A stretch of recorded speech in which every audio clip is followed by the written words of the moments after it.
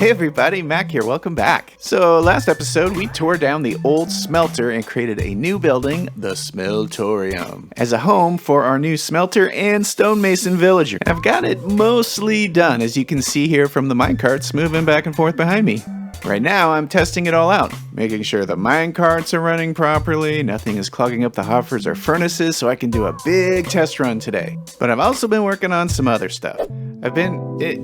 In December over the holidays, I spent a lot of time doing some small farms and menial tasks around the base. So while I'm swapping out this copper, I wanted to show you a couple things I've been doing, starting with roads. I love roads in Minecraft. They seem like a trivial thing until you put them in, because A, they really make your world feel more connected in so many ways, which is so valuable, and B, they're not the easiest to make, especially in a very mountainous world like this one where some of the areas are 600 to 700 blocks away. So I connected up the main areas I visit often, like my base, trading village, a huge ancient city I found, and spawn. Lots of path blocks with a shovel. We'll see more of these roads in future episodes, but now would be the perfect time to show you my maps project. That is right over here. Now, I'm not sure how much time you've spent messing with maps in Minecraft, but if you're like me, they can be a bit addictive. For instance, I just wanted to do maps just for the bowl itself right here.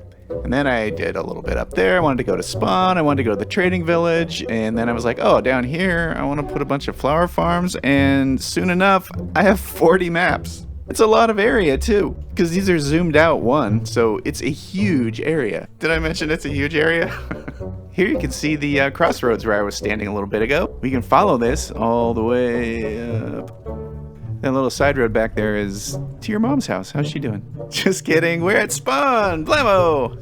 And here's where I'm standing right now. So we can follow the path out of the bowl, down to the crossroads, take a hard left, and that will bring us to our trading village. You know, I'd really love to redo that trading village at some point, but I'm a little undecided on what theme to go with. Got any ideas?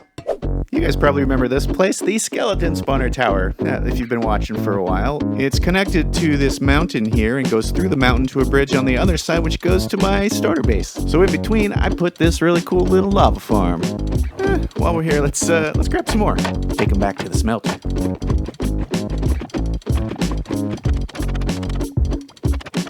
Still going.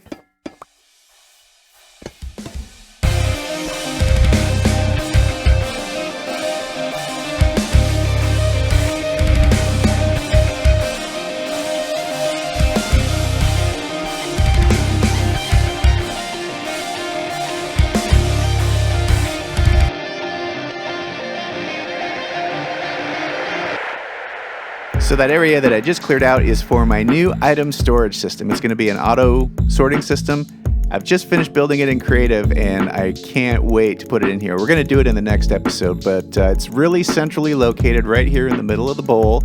And I can feed the current farms that I have and a couple of future ones I have planned. They can all feed into it automatically.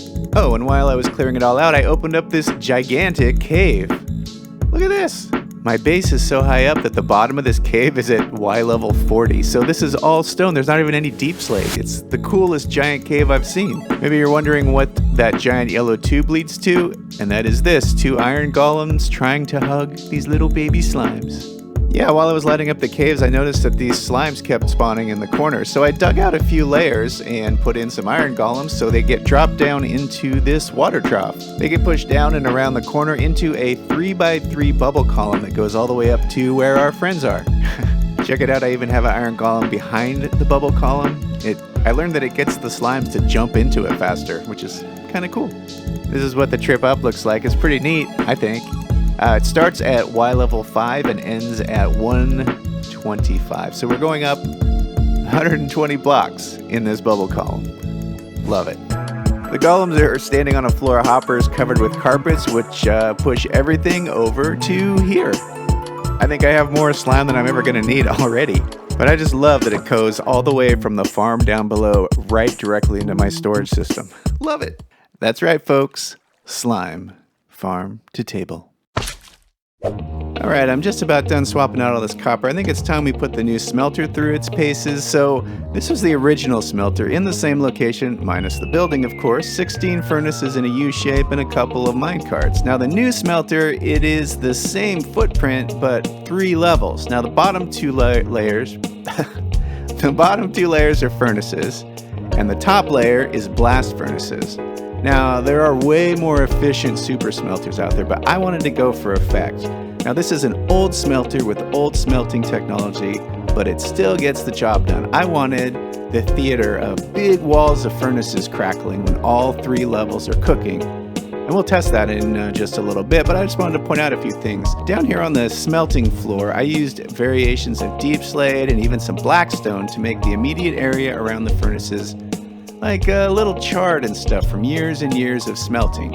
Also, I put in a bunch of empty barrels down here on the smelting floor, which is very helpful. If you've ever had to move large amounts of items in Minecraft, just swap them back and forth, it's a lifesaver to have some empty barrels nearby. So that's the configuration of the smelter. 90% of the time, I'll probably only be using the bottom level, maybe the second level, smelting several stacks here and there, but if I have projects where I need to smelt tons of stuff, I totally have the option. Now, for testing, I went to a massive lush cave under the bowl and mined up a few stacks of copper ore for the top smelter and some clay for the middle level, and for the bottom one I think we'll just do stone. Hopefully we have enough to do 1 full chest minecart each, at least. We'll see how it goes. Not a bad view from up here, right? Back down we go.